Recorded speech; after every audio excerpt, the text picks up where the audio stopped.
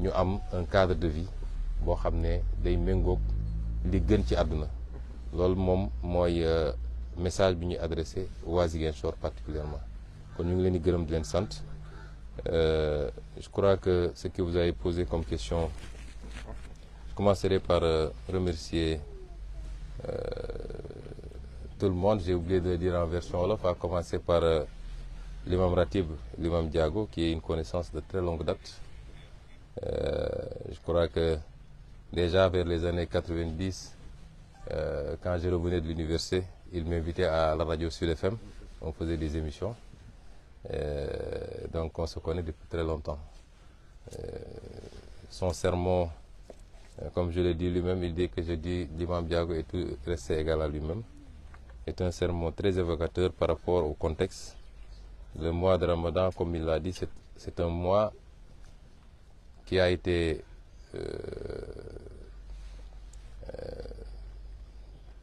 décrété par le Seigneur, non pas pour faire mal, pour affamer les gens, mais il y avait un objectif, c'est nous ramener à lui par la piété, le taqwa, comme il l'a dit. Et c'est pourquoi c'est un mois extrêmement important, 1/12, où lui-même, le Seigneur, nous dit que c'est un mois pendant lequel même Satan est maîtrisé pour vous permettre de recharger, de vous ressourcer spirituellement. Et nous prions pour que le Seigneur agrée tous nos actes de dévotion, toutes nos prières également, qu'il nous accorde ce qu'il a promis dans ce mois, notamment sa miséricorde, mais également la promesse d'un agrément directement au paradis. Nous prions également pour qu'il nous accorde la possibilité de le vivre encore et encore des années, et toujours avec plus de prospérité, plus de paix, plus de stabilité et plus de bonheur pour tout le monde, plus de santé évidemment. Je ne peux manquer d'avoir une pensée pour tous nos amis, nos frères, sœurs, nos camarades qui ont été injustement incarcérés par une poignée de magistrats aux ordres. Le frère Diomaye Faye a utilisé un terme dans un poste, et ça lui vaut la prison, c'est le terme clochardisation. Effectivement, il y a une forte clochardisation d'une poignée de magistrats, je le répète comme il l'avait dit, et c'est malheureusement ce petit groupuscule de magistrats qui ne font même pas 10 en réalité, qui aujourd'hui exécutent les sales bouillons pour prendre des innocents, des gens très utiles à leur pays, plus utiles à leur pays qu'eux-mêmes, parce que si vous prenez un inspecteur principal des impôts, avec son parcours, mais ce qu'il peut rapporter dans les caisses de l'État, pour des, excusez-moi du terme, mais des enfantillages, vous le mettez en prison, vous êtes en train de nuire plus au Sénégal qu'à ce monsieur. Et j'ai une pensée pour tous ceux qui sont incarcérés. Vous savez qu'on en a des centaines, injustement, dans le cadre d'une traque politique. Aujourd'hui, ils auraient dû être avec leur famille, avec leur communauté religieuse. Ils vont prier dans des conditions que nous connaissons. Nous ne ménagerons aucun effort pour les faire sortir le plus tôt possible. Ce n'est pas un jour pour hausser le ton, je m'en limiterai à ça, mais vous comprendrez bien que nous ne baisserons jamais les bras. À l'endroit de tous les Sénégalais, leur souhaiter une bonne fête et leur réitérer notre attachement à la paix, parce que sans la paix, rien ne peut se faire. Nous ne serions pas là sous ce manguier dans la cour d'une mosquée à Palabré s'il n'y avait pas la paix là où nous sommes. Nous sommes fondamentalement attachés à cette paix, même si quelquefois pour avoir une paix, l'histoire a démontré qu'il faut passer par la guerre. Même le prophète a été contraint à faire la guerre. La guerre, on l'a fait pour quelqu'un qui croit en Dieu, pour quelqu'un qui respecte l'être humain, quelle que soit son appartenance ethnique, régionale, religieuse, confrériques, etc. Pour quelqu'un qui est un humaniste, la guerre n'est qu'un moyen de défense. N'est jamais, on ne la décrète jamais de manière offensive. Et c'est ce que nous apprennent tous les grands hommes. Si les prophètes ont été obligés quelquefois de faire la guerre, c'est parce qu'on les y a obligés, on les a contraints à la faire. Mais autrement, personne ne souhaite la guerre parce qu'elle n'est facile pour personne. Réitérer aux Sénégalais que nous sommes fondamentalement attachés à la paix. Tous ceux qui nous connaissent nous ont connus. Ici, c'est mon quartier où j'ai passé toute ma jeunesse, toute mon enfance. Vous ne verrez aucun de nos cohabitants vous dire qu'il a connu Ousmane Sonko comme un homme un perturbateur ou quelqu'un qui ne veut pas la paix. Et vous ne verrez jamais quelqu'un vous dire la maison ou les parents d'Ousmane Sonko, on les a une fois surpris dans telle ou telle situation conflictuelle. Nous n'avons pas connu ça et nous ne le souhaitons pas.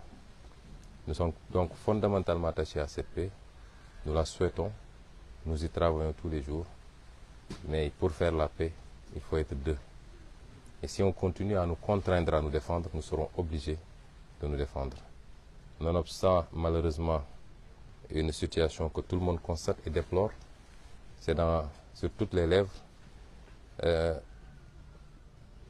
Nous avions tendance à dire que nous avons des mécanismes de régulation au Sénégal. Apparemment, ces mécanismes sont en train de faiblir dangereusement. Puisque nous sommes à un jour de fête religieuse et que il est important de se référer aux enseignements religieux en conséquence. Pour ceux que je maîtrise de plus, notamment la religion musulmane, la manière dont on gère ces situations-là a été clairement arbitrée par des versets coraniques. On nous dit que s'il y a deux parties qui s'affrontent, les autres ont l'obligation d'arbitrer, de commencer d'abord par essayer de concilier et de réconcilier les gens. Mais s'ils se rendent compte qu'il y a une des parties qui ne pose pas problème, mais qu'il y a une autre partie qui continue à vouloir créer les conditions du conflit, il est important que tous le rappellent à l'ordre et s'ils refusent, que tous se liguent pour le combattre jusqu'à ce qu'ils reviennent à la raison. Ça, c'est un verset coranique que je n'ai pas inventé. Et tout le monde sait ce qui se passe dans ce pays. C'est à sens unique. Celui qui instrumentalise la justice, qui fait des arrestations arbitraires, qui essaie de liquider des candidats parce qu'il en a peur simplement, qui lâche ses forces de l'ordre sur les gens. Et c'est l'occasion pour moi de revenir sur ce qui se passe souvent en Casamance. Vous avez vu depuis 2 jours ce qui se passe à Ngor. Et pour le moment, on ne déplore aucune perte en vie humaine. Il aurait suffi qu'on dise que c'est à Bignona pour qu'on autorise les gens à tirer à balles réelles. Je l'ai toujours déploré et je l'assume. Ce traitement totalement injuste et injustifié quand il s'agit de la Casamance doit cesser. Nous sommes tous des Sénégalais, nous devons être traités même pied d'égalité. Donc nous demeurons attachés à cette paix, nous y travaillons, mais ce n'est pas pour autant que nous allons nous laisser marcher dessus. Et c'est pourquoi nous avons toujours invoqué notre droit constitutionnel à la résistance. Celui qui résiste, il se défend, il n'attaque pas. Terminer par Ziguinchor et dire simplement que je remercie encore une fois les populations de Ziguinchor qui nous ont investi de leur confiance depuis un peu plus d'1 an maintenant et qui nous accompagnent. Je crois que je suis le maire le plus chanceux du Sénégal. C'est parce que d'abord la population ziguinchoroise fait bloc derrière nous, indépendamment des petites gesticulations politiciennes. Vous savez, aujourd'hui nous sommes dans une ère de communication, il est très facile d'instrumentaliser 10, 15, 20 personnes et de dire à la presse nationale, et c'est ça l'importance, Ziguinchor est devenu un intérêt national, même s'il y a un moustique qui pique une crise, c'est à la une de toute la presse nationale. C'est très facile de mobiliser quelques personnes pour leur dire allez faire brassard rouge, allez crier, allez, etc. Et pour dire après, oui, même dans sa mairie, il a des problèmes. Et je crois que nous sommes 300 000 Ziguinchorois Et l'écrasante majorité, pour ne pas dire la totalité des Ziguinchorois, nous manifestent leur satisfaction par rapport à ce qu'on a commencé à faire depuis 1 an. Nous les remercions de leur tolérance également, parce que du fait de mes occupations au niveau national et même international, je ne peux pas être aussi présent que je le voudrais. Mais les Ziguinchorois l'ont compris et m'accompagnent par rapport à ça. Ils savent qu'on est à 10 mois, 9 mois d'une élection présidentielle cruciale. Et je crois pouvoir dire modestement que si je ne suis pas le mieux placé, je suis parmi les 2 les mieux placés aujourd'hui pour espérer être président de la République dans 9 mois. Et ils savent que c'est une demande nationale. Ziguinchor a besoin de moi, Saint-Louis a besoin de moi, Matam a besoin de moi, Mbacké a besoin de moi, Kaolack a besoin de moi. Je suis obligé souvent de répondre à tous ces Sénégalais. Et les Ziguinchorois l'ont compris, ils m'accompagnent, je les remercie. C'est dû également à la qualité de l'équipe municipale, à commencer par mes conseillers, le bureau, l'équipe technique administrative du moins. Ils sont en train de faire un excellent travail. Je peux rassurer tout le monde que tous les jours également, je suis de très près ce qui se passe. Je suis tous les jours en contact avec les gens individuellement ou dans des réunions groupées par Zoom.